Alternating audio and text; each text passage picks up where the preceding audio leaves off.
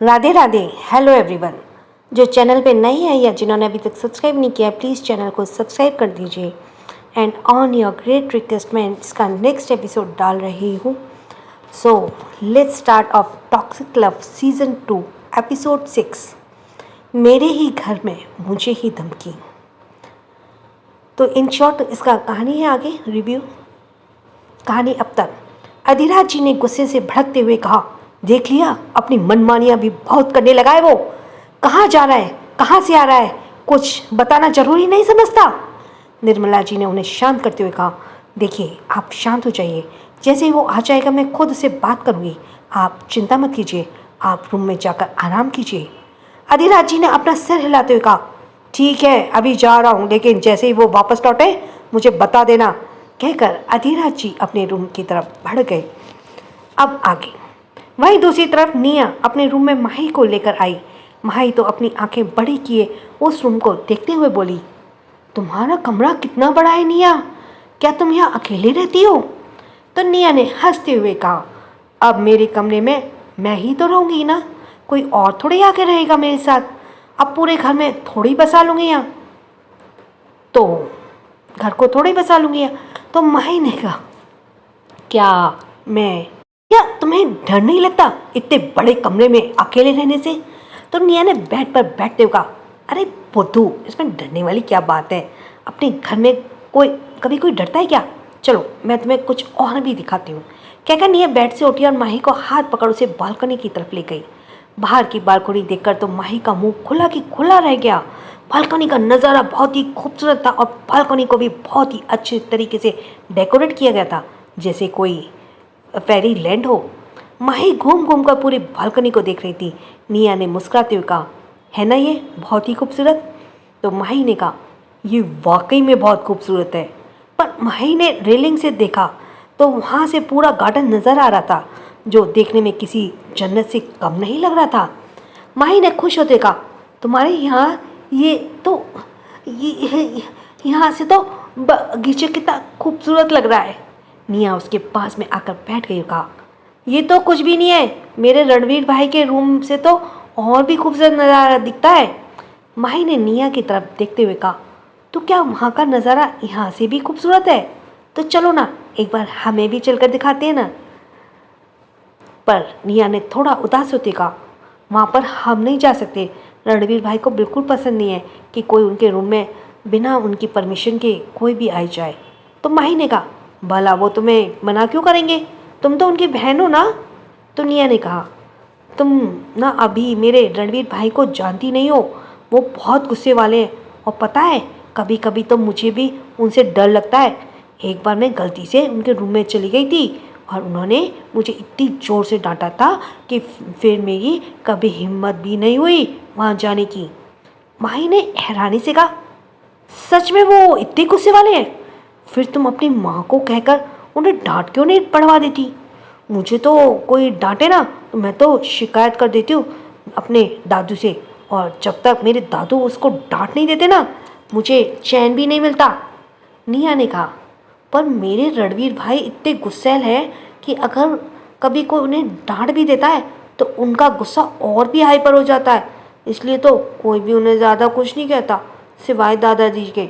पर वो दादाजी की भी बात नहीं मानते हैं, हमेशा अपने मन की करते रहते हैं।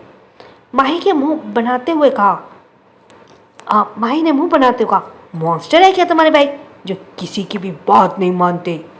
निया ने सामने की तरफ देखते हुए कहा, बस यही समझ लो, खैर छोड़ो। अच्छा तुम्हें भूख लगी होगी ना? माही को अब जाकर याद आया कि उसने तो काफ़ी देर से कुछ खाया ही नहीं। उसने अपने पेट पर हाथ रखते हुए कहा, हाँ मेरी बेटी को बहुत भूख लगी, चलो ना हम कुछ खाते हैं। निया ने कहा, अब तो डिनर भी रेडी हो गया होगा, चलो तुम फ्रेश हो जाओ, उसके बाद हम नीचे चलते हैं। माही और निया दोनों वापस रूम में आ गई। माही ने अभी तक अपने बैग्स खोले नहीं थे, इसलिए उन्होंने शॉवर लेने के बाद निया की ही टी शर्ट और लोअर को पहन लिया था। निया और माही के पर्सनैलिटी लगभग सेम ही थी, दोनों की एज भी लगभग बराबर ही थी, इसलिए माही और निया के कपड़े फिट आ गए थे। माही ने एक ढीली ढाली लाइट पिंक कलर की टी शर्ट पहनी हुई थी और उसके आगे एक बना हुआ था और ऑफ शोल्डर कलर की कैप्री पहनी हुई थी और अपने बालों को पौनी बनाई हुई थी। इन कपड़ों में माही वाकई में एक क्यूट सी बनी ही लग रही थी। कुछ ही देर बाद मेड इन्हें डिनर के लिए बुलाने आ गई तो माही और नेहा दोनों ही डिनर हॉल की तरफ चली गई। डिनर टेबल पर ढेर सारा खाना लगा हुआ था, जिसे देखकर माही मन ही मन बोली, क्या आज यहाँ पर कोई बारात आने वाली है? खाना खाने इतना सारा खाना कौन बनाता है? निया माही के बगल में बैठी हुई थी, लेकिन माही ने निया से पूछा, निया क्या यहाँ पर और मेहमान आने वाले हैं? ये इतना सारा खाना क्यों लगा हुआ है? निया ने हंसते हुए कहा, सॉरी लिसनर्स, कहीं पर ये निया कहीं पर नेहा, आई डोंट नो। निया ने हंसते हुए कहा, निया और नेहा आए तो आप समझ जाइएगा। निया ने हंसते हुए कहा, अरे बुद्धू, यहाँ कोई मेहमान आने वाला नहीं है, हमारे यहाँ रोज इतना ही खाना बनता है। तो माही ने कहा, क्या सभी लोग इतना खाना खा लेते हैं? तो निया ने कहा, माही तुम कितनी बातें करती हो, चुपचाप खाना खाओ ना, मुझे तो बहुत तेज भूख लगी है। कहकर निया अपना खाना खाने लगी। माही को भी भूख तो बहुत तेज लगी थी। फिलहाल के लिए उसने अपने सवालों के बवंडर को थामा और चुपचाप अपना डिनर करने लगी। अधिराज जी चुपचाप खाना खा रहे थे। वहीं परिवार के बाकी के सदस्य भी वहां मौजूद थे। निर्मला जी और सुगंधा जी भी वहीं बैठी हुई थी। अभिराज जी किसी बिजनेस मीटिंग के लिए बाहर गए हुए थे, इसलिए वो डिनर वहीं से करके आने वाले थे। सर्वेंट्स अपने हाथ बांधे पीछे खड़े हुए थे। अधिराज जी ने जब रणवीर को डाइनिंग हॉल पे आते हुए नहीं देखा तो निर्मला जी से पूछा, कहाँ गया है वो आपका लाडला? निर्मला जी अभी तक आया क्यों नहीं? निर्मला जी ने बेचारी वाली शक्ल बनाते हुए कहा, वो शाम से अभी तक नहीं लौटा है। तो अधिराज जी ने कहा, उसे फ़ोन किया कि नहीं? तो निर्मला जी ने कहा, हाँ मैंने फ़ोन किया था, उसने कहा था कि वो आधे घंटे में लौट आएगा। कोई बात नहीं, वो आएगा तो मैं उसे बाद में खाना खिला दूंगी। अधिराज जी ने अपना सर ना में हिलाते हुए कहा, क्या करूं मैं इस लड़के का, बिल्कुल हाथ से निकलता ही जा रहा है। फिर अधिराज जी चुपचाप अपना खाना खाने लगे और कुछ देर बाद सभी अपना अपना डिनर करके अपने अपने रूम की तरफ चले गए। आज माही निया के साथ ही सोने वाली थी। माही और निया दोनों ही एक बेड पर सुकून से सो रहे थे, पर माही को एक रहकर अपने दादू की बात याद आ रही थी, इसलिए बीच में ही उसकी नींद खुल गई और वो इधर उधर करवटें लेकर वापस सोने की कोशिश करने लगी। पर वो जैसे ही अपनी आंखें बंद करती, उसे अपने दादू की यादें घेर लेती, जिसकी याद कर माही इमोशनल होने लगती। उसने नेहा की तरफ देखा, जो पिल्लों को टाइट पकड़े हुए सुकून से सो रही थी। उसका मन नहीं हुआ नेहा को जगाने का। वो उठकर बालकनी की तरफ आ गई और कुछ देर वहीं बैठकर आसमान की तरफ देखने लगी। आसमान की तरफ देखते हुए माही ने धीरे से कहा, दादा जी आप भी मेरे पापा मम्मी की तरह तारा बन गए ना? क्या आप मुझे वहाँ से देख पा रहे हो? तो फिर सुन भी पा रहे होंगे ना? आपकी माही को आपकी बहुत याद आ रही है दादू। माही फिर खड़ी हुई और रेलिंग के पास आकर उसे गार्डन की तरफ देखने लगी। वहाँ चल रही हल्की हल्की हवा में माही के लंबे बाल हल्के से लहरा रहे थे। वहीं चांद की रोशनी माही के छोटे से मासूम से चेहरे पर पड़ रही थी, जिसमें उसका गोरा रंग किसी चांद की तरह चमक रहा था। वहीं गार्डन की तरफ देखते हुए माही की आंखों में एकदम से चमक आ गई और फेस पर बड़ी सी स्माइल। उसे जल्दी से रेलिंग को अपने दोनों हाथों से पकड़ा और कहा, वाओ फायरफ्लाइज, वो भी इतनी सारी। दरअसल गार्डन में बहुत सारी फायरफ्लाइज इधर से उधर उड़ रही थी, जिससे वहाँ का नज़ारा बहुत ही खूबसूरत लग रहा था। माही जल्दी से रूम में आई और रूम को डोर ओपन कर बाहर चली गई। फायरफ्लाइज जुगनू को कहते हैं जो रात में चमकते हैं। माही को फायरफ्लाइज पकड़ बहुत पसंद था। वो जल्द से भागते हुए बाहर आई और गार्डन की तरफ बढ़ गई। गार्डन में पौधों के आसपास ढेर सारी फायरफ्लाइज इधर से उधर उड़ते हुए वहाँ के नज़ारे को बहुत ही खूबसूरत बना रही थी। माही खुश होकर फायरफ्लाइज को पकड़ने के लिए भागी, लेकिन माही उन्हें पकड़ नहीं पा रही थी। लेकिन माही की कोशिश बिल्कुल उसके नेक्स्ट लेवल पर ही थी। बड़े मुश्किल के साथ माही ने एक फायरफ्लाइज को पकड़ा और अपनी हथेली में बंद कर लिया। फिर धीरे से उसने अपने दोनों हाथों की हथेलियों को हल्का सा ओपन किया तो वो फायरफ्लाइज उसकी हथेली के अंदर से बाहर निकलने की कोशिश कर रही थी। माही ने कहा, अब तो मैं तुम्हें कहीं नहीं जाने दूंगी, और अपने पास रखूँगी। तुम मुझे बहुत पसंद हो। लेकिन वो फायरफ्लाइज पूरी कोशिश कर रही थी कि माही की हथेली को कैसे बाहर निकल सके। तो माही ने कहा, डरो मत, मैं तुम्हें नुकसान थोड़ी पहुंचाऊंगी, बल्कि तुम्हें तो मैं खूबसूरत से जार में बंद रखूंगी ताकि रोज़ तुमसे ढेर सारी बात कर सकूं। और चिंता मत करो, मैं तुम्हारे साथ तुम्हारे दोस्तों को भी इस जार में डाल दूंगी। फिर तो तुम अकेले फील नहीं करोगी ना। कौन हो तुम और यहाँ क्या कर रही हो? इस आवाज़ को सुनकर माही, जो अभी फायरफ्लाइज की बातें कर रही थी, अचानक ही चौंक गई और जैसे उसने पलट के जैसे झटके से वह पीछे पलटी, उसके पैर लड़खड़ा गया और वह सीधे घास में ही गिर गई। उसके हाथ से फायरफ्लाइज छूट गया और वापस उड़ गई। वहीं माही अपनी आंखें बड़ी किए हैरानी से सामने खड़े रणवीर को देख रही थी। रणवीर ने इस वक्त ब्लैक हुडी और ब्लैक लोअर पहना हुआ था। हुडी कैप उसकी फोर हेड तक के हिस्से को कवर कर रही थी, पर उसकी गहरी नजरें माही को खुद पर अच्छे से महसूस हो रही थी। माही कुछ पल तक तो उसे देखती ही रह गई। सामने रणवीर अपनी आंखें छोटी के माही को देख रहा था। उसने एक बार फिर से अपना सवाल दोहराया, यहाँ क्या कर रही हो और तुम कौन हो? रणवीर के दोबारा सवाल पूछने से माही अपने हाथों में आई और अपना हाथ रणवीर की तरफ बढ़ाते हुए कहा, पहले आप मुझे खड़ा तो कीजिए, फिर बताऊंगी ना मैं कौन हूँ। रणवीर ने माही के हाथ की तरफ देखा और फिर माही की तरफ, फिर काफ़ी रूड तरीके से, खुद से खड़ी हो जाओ। माही ने मन ही मन कहा, ये कितना ज़्यादा खड़ूस है और एटीट्यूड तो देखो ना इसका। माही फिर खड़ी हुई और उसने कपड़े झाड़ते हुए बोली, पहले आप बताइए कि आप कौन हैं और यहाँ क्या कर रहे हैं? रणवीर ने अपने हाथ बांधते हुए कहा, जहाँ तक मुझे पता है सवाल मैंने पहले पूछा था और वो भी 2 बार, तो जवाब तुम्हें देना चाहिए ना कि मुझे? माही ने भी अपने हाथ बांधे और दूसरी तरफ देखते हुए कहा, मैं अजनबियों को अपना नाम नहीं बताती हूँ, समझे? और जब तक मुझे पता नहीं चलेगा कि आप यहाँ क्या कर रही हैं, मैं आपको कुछ भी नहीं बताऊँगी। माही के जवाब को सुनकर रणवीर गुस्से से उसकी तरफ बढ़ते हुए बोला, तुम्हारी इतनी हिम्मत, मेरे घर में खड़ी होकर मुझे ही एटीट्यूड दिखाओगी? रणवीर के पास आने से माही अपने कदम पीछे लेते हुए बोली, देखिए आप मुझे ऐसे डरा नहीं सकते, वरना मैं चिल्लाऊंगी और सबको बताऊंगी कि हमारे घर में चोर घुसा आया है। रणवीर का यह सुनना था कि उसने माही की बाँह पकड़ उसे अपने करीब कर चुका। तुम्हें मैं चोर नजर आता हूँ? बोलो, ये मेरा घर है, बल्कि चोर तो मुझे तुम लग रही हो जो चोरी चोरी हमारे घर में घुसाई हो। रणवीर इतना बहुत सख्ती से माही के नाजुक सी बाँह को पकड़े हुए था, इसलिए माही कसमसाते हुए बोली, अब पहले मेरा हाथ तो छोड़िए, आपने मेरे हाथ तोड़ देंगे क्या? और मैं चोर नहीं हूँ, मैं तो माही हूँ और आज ही इस घर में आई हूँ। माही का नाम सुनकर रणवीर ने उसे झटके से दूर करते हुए कहा, हाँ तो पहले ही बता देती ना कि तुम्हारा नाम माही है। वैसे तुम यहाँ क्या कर रही हो? तो माही ने अपनी बाहें सिलाते हुए कहा, मैं दादू के साथ यहाँ आई हूँ और अब आप मुझे बताइए कि आप कौन है? रणवीर ने एक एटीट्यूड भरा लुक उसे दिया और कहा, तुम्हें मैं अपनी पहचान बताना जरूरी नहीं समझता, समझी? और आइंदा से मुझसे तमीज़ से बात करना। अगर मेरे सामने ज़्यादा एटीट्यूड दिखाया तो इसकी पनिशमेंट तुम्हें बहुत अच्छी तरह से दूंगा। कहकर रणवीर वहाँ से आगे बढ़ गया। माही ने उसे जाते हुए देखा, मन ही मन कहा, इसके बारे में तो मुझे निया ने नहीं पता है कि बताया ही नहीं कि यहाँ पर एक पागल लड़का भी रहता है।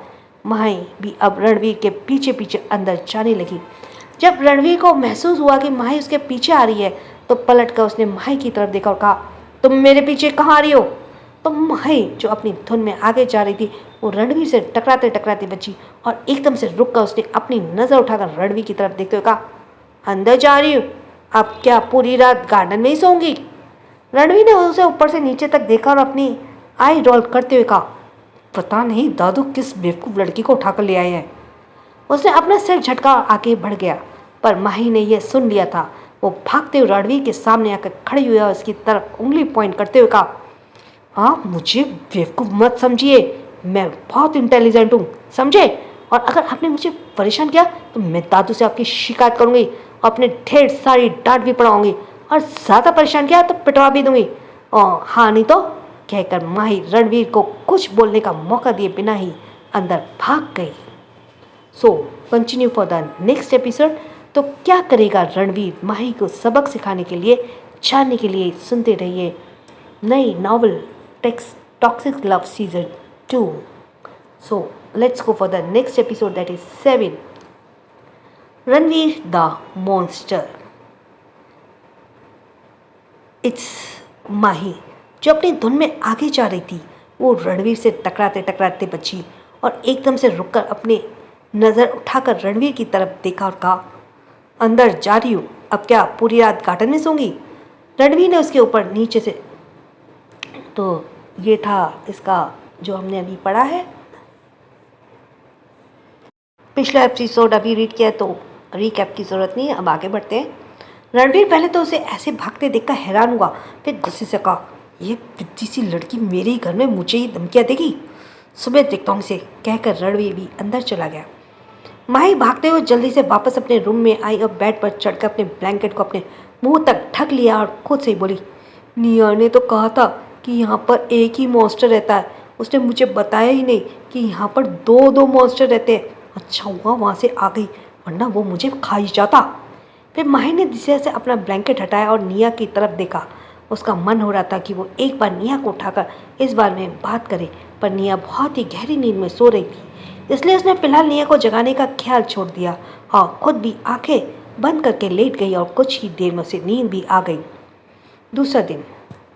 क्या मॉन्स्टर हमारे गार्डन में? तुम इतनी रात को हमारे गार्डन में करने क्या गई थी? निया ने हैरानी से पूछा। निया और माही दोनों ही इस बार बालकनी में काउच पर बैठी हुई थी। माही ने कहा, अरे कल मुझे नींद नहीं आ रही थी ना, तो मैं यहाँ बालकनी में आ गई और यहाँ पता है मैंने देखा गार्डन में बहुत सारे फायरफ्लाइज भी हैं, तो मैं उनमें से एक को पकड़ने भी गई, पर उस मॉन्स्टर के आ जाने से वो फायरफ्लाइज मेरे हाथ से छूट कर चली गई। माही के मुंह बनाते हुए कहा।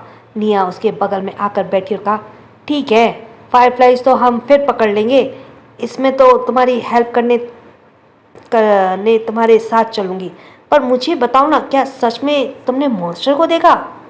तो माही जो थोड़ा उदास हो रही थी कि उसके हाथ से फायरफ्लाइज छूट गई, फिर से एक्साइटेड के साथ कहा, सच्ची? और पता है वो अपनी बड़ी बड़ी काली आंखों से ना मुझे घूर ही रहा था, पर मैं उससे बिल्कुल नहीं डरी। मैंने उसे साफ कह दिया कि मुझे डराने की कोशिश मत करना, मैं माही शर्मा हूँ।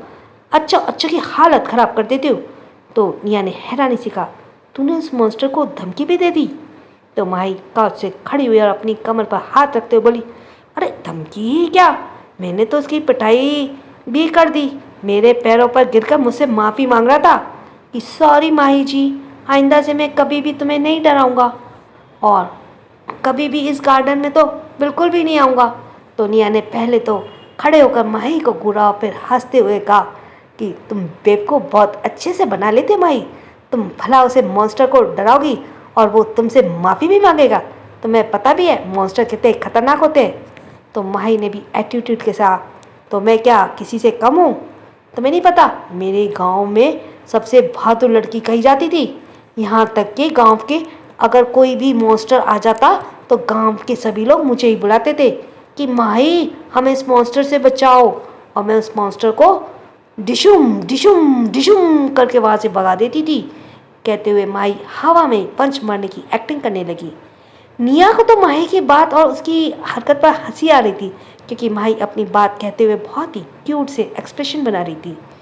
तो माही से कुछ और कहने ही वाली थी कि तभी सुगंधा जी ने वहाँ आते हुए कहा, मैं कब से तुम लोग दोनों को बुला रही हूँ, तुम दोनों अपने ही गप्पे लड़ाने में लगी हुई हो। तो निया ने पूछा, क्या हुआ मॉम? तो सुगंधा जी ने मुस्कुराते हुए कहा, माही मैंने तुम्हारा रूम तैयार करवा दिया है, निया के बगल वाला रूम तुम्हारा ही रूम हैगा, चलो चलकर अपना रूम देख लो। माही और निया दोनों ने एक्साइटेड के साथ एक दूसरे की तरफ देखा और जल्दी से रूम की तरफ भाग गई। सुगंधा ने अपना सिर हिलाते हुए कहा, दोनों ही एक जैसी हैं। सुगंधा जी भी उनके पीछे पीछे चली गई। माही और निया दोनों ही बगल वाले रूम में आए और जैसे ही रूम को डोर ओपन कर अंदर आई तो रूम में देखकर दोनों की आंखें एकदम एक्साइटेड के साथ बड़ी हो गईं। माही ने उस रूम को देखते हुए कहा, निया ये रूम तो बहुत खूबसूरत है, मुझे तो ऐसा लग रहा है मैं किसी फेरी लैंड में आ गई हूँ। तो निया ने भी जल्दी से जाकर बेड पर चढ़ते हुए कहा, सच्ची माही, एक काम करते हैं, मैं तुम्हारे ही रूम में रह जाती हूँ। तभी सुगंधा जी ने जाकर कहा, क्यों, तुम्हारे रूम में क्या बुराई है? तुम्हारा रूम भी तो बहुत सुंदर है ना। फिर माही ने कहा, माही माही इसे अपने रूम से मत रहने देना, वरना तुम्हें बहुत परेशान कर देगी। निया ने सीधे बैठते हुए कहा, मॉम मैं भला किसी को परेशान करती हूँ क्या? मैं तो घर की सबसे क्यूट बच्ची हूँ, बहुत समझदार भी। सुगंधा जी ने हंसते हुए कहा, हाँ मेरी क्यूट और समझदार बच्ची, अब जल्दी से माही को लेकर नीचे आ जाओ, ब्रेकफास्ट रेडी है, भूख लगी है कि नहीं? निया अपने पहले कोई जवाब देती माही ने जल्दी से अपना सर हाँ में हिलाते हुए कहा, सच्ची में आंटी मुझे बहुत ही भूख लगी है। तो सुगंधा जी ने कहा, ठीक है बच्चे, तो जल्दी से नीचे आ जाओ, तब तक मैं तुम लोगों का ब्रेकफास्ट लगवाती हूँ। कहकर सुगंधा जी वहाँ से बाहर चली गई। निया ने माही का हाथ पकड़ा उसे बेड से खींचा और दोनों ही बेड पर सीधे लेटते हुए सीलिंग की तरफ देख रही थी। दोनों के पैर इस वक्त फर्श को छू रहे थे। निया ने माही की तरफ देखते हुए कहा, माही तुम्हारा रूम सच में बहुत खूबसूरत है, तुम्हें पसंद आया कि नहीं? माही ने कहा, हाँ निया ये वाकई में बहुत खूबसूरत है। फिर कुछ याद करते हुए कहा, अच्छा यहाँ पर भी तो बालकनी होगी ना? तो निया ने बैठते हुए कहा, हाँ बिल्कुल होगी, चलो हम तुम्हारे यहाँ की बालकनी भी देख कर आते हैं कि मॉम ने कैसे डेकोरेट करवाई है। कहकर निया हाथ पकड़ माही को बाहर ले गई। माही के रूम की बालकनी भी बहुत बड़ी और बहुत खूबसूरत से डेकोरेट थी, जो बिल्कुल निया की बालकनी की तरह लग रही थी। माही जाकर वहीं बिग बैंड पर बैठ गई और चहकते हुए बोली, वाकई में ये बहुत खूबसूरत है। तुम्हें पता है मैंने हमेशा से ऐसे रूम की कल्पना अपने सपनों में की थी कि जब मैं बड़ी हो जाऊंगी ना तो अपने लिए ऐसा वाला रूम बनवाऊंगी। निया ने अपने बगल में उसके बगल में बैठते हुए कहा, लो तुम्हारे बड़े होने से पहले ही तुम्हें ऐसा वाला रूम मिल गया। वैसे हम लोगों का रूम अलग अलग ही है, तो हम लोग रात को ढेर सारी मस्ती भी कर सकते हैं। सॉरी, हम दोनों का रूम अगल बगल ही है, बराबर ही है। तभी माही की नज़र एक तरफ बनी हुई बालकनी की तरफ गई। माही ने खड़े होते कहा, अरे किसका रूम है? निया ने माही के किए इशारे की तरफ देखा और फिर माही से कहा, वहाँ पर तुम ज़्यादा मत देखना। तो माही ने कंफ्यूज होकर पूछा, क्यों? तो निया ने कहा, वो मेरे रणवीर भाई का रूम है, पता है, और वो उनके रूम की बालकनी है। तो माही खड़ी होकर थोड़ा सा और पास में गई और कहा, तुम्हारे रणवीर भाई के रूम की बालकनी, चलो हम चलकर वो देखाते हैं। तो निया ने कहा, तुम पागल हो क्या? तुम्हें बताया था ना कि रणवीर भाई कितने गुस्सैल है और उनके रूम में कोई नहीं जा सकता। तो माही ने कहा, हाँ तो मैं किससे डरती हूँ? क्या तुम्हें बताया नहीं कि मैं कितनी बहादुर हूँ? चलो ना एक बार देख कर आते हैं। कहकर माही जैसे ही रूम की तरफ जाने लगी तो निया ने उसका हाथ पकड़कर रोकते हुए कहा, अरे मना किया है ना, उन्हें बहुत गुस्सा आता है और अगर उन्होंने हमें अपने रूम में देख लिया ना तो हमें पनिशमेंट भी देंगे। तो माही ने कहा, कहीं उन्हें किसी गुस्से वाले कीड़े ने तो नहीं काट लिया है ना, जो उन्हें बात बात पर गुस्सा आता है? तो निया ने पूछा, गुस्से वाला कीड़ा, ऐसा भी कोई कीड़ा होता है क्या? तो माही ने कहा, होता है, क्यों नहीं होता है, जैसे खुशी का कीड़ा होता है वैसे गुस्से वाला कीड़ा होता है, और इसका तो इलाज भी होता है। ये सुनकर निया ने एक्साइटेड में कहा, सच्ची इसका इलाज होता है क्या? तुम ये इलाज रणवीर भाई पर कर सकती हो? तो माही ने कहा, बिल्कुल, मैं उनका इतने अच्छे से इलाज करूंगी कि उनका गुस्सा यो चुटकी में ख़त्म हो जाएगा। माही ने चुटकी बजाते हुए कहा। तो निया को कुछ सोच कर कहा, वैसे क्या करना होता है इसके इलाज के लिए? तो माही ने मुस्कुराते हुए कहा, जैसे जैसे मैं कहूँगी वैसे वैसा करेंगे, और फिर देखना तुम्हारे रणवीर भाई का गुस्सा कोसों दूर भाग जाएगा। आप जल्दी चलो, बातें मत करो, मुझे भूख लगी है। कहकर माही निया का हाथ पकड़ उसे खींचते हुए बाहर ले आई। फैमिली के सभी लोग इस वक्त डाइनिंग हॉल में मौजूद थे। निया और माही जाकर जल्दी से अपनी अपनी चेयर पर बैठ गई। सुगंधा ने मेड के उन दोनों को प्लेट में नाश्ता सर्व करने के लिए कहा। मेड के नाश्ता सर्व करते ही माही और निया जल्दी जल्दी नाश्ते को लगभग ठूसने लगी। उन्हें पता नहीं किस चीज़ की जल्दी थी। तभी दादाजी ने कहा, बेटा आराम से खाओ, गले में अटक जाएगा नहीं तो। माही, जिसने मुंह में ढेर सारा नाश्ता भर लिया था, वो अजीब तरीके से बोली, दादाजी निया में दोनों को अभी मूवी देखने वाले हैं, इसलिए अब मैं जल्दी से नाश्ता फिनिश। अभी माही आगे कुछ कहती, तभी उसकी नज़र अपने ही सामने वाली चेयर पर बैठे हुए रणवीर पर गई, जो नाश्ता करते से ही बुरी तरह से घूर रहा था। रणवीर को अपने सामने देखकर माही की अधूरी बात उसके मुंह में ही रह गई। माही मुंह में ढेर सारा नाश्ता भरे हुए बहुत ही फनी लग रही थी और उसका ध्यान तो रणवीर की उन घूरती हुई नजरों पर जाकर ही ठहर गया। माही ने जैसे ही तैसे खाने को निकला और फिर धीरे से निया से कहा, निया, ये मॉन्स्टर तुम्हारे घर में क्या कर रहा है? निया जो अपना नाश्ता करने में बिजी थी, उसने पहले माही की तरफ देखा और फिर सामने की तरफ। रणवीर को माही की तरफ घूरते हुए देखकर निया ने तेज खांसी आई और सुगंधा जी ने पानी का गिलास निया की तरफ बढ़ाते हुए कहा, निया, इतनी बार कहा है, आराम से नाश्ता किया करो। निया ने पानी पीकर जैसे ही खुद को रिलैक्स किया और फिर धीरे से माही से कहा, माही, क्या ये वही है जिसे कल तुमने धमकी दी थी? तो माही ने भी धीरे से जवाब दिया, हाँ निया, पर ये तुम्हारे घर में क्या कर रहा है?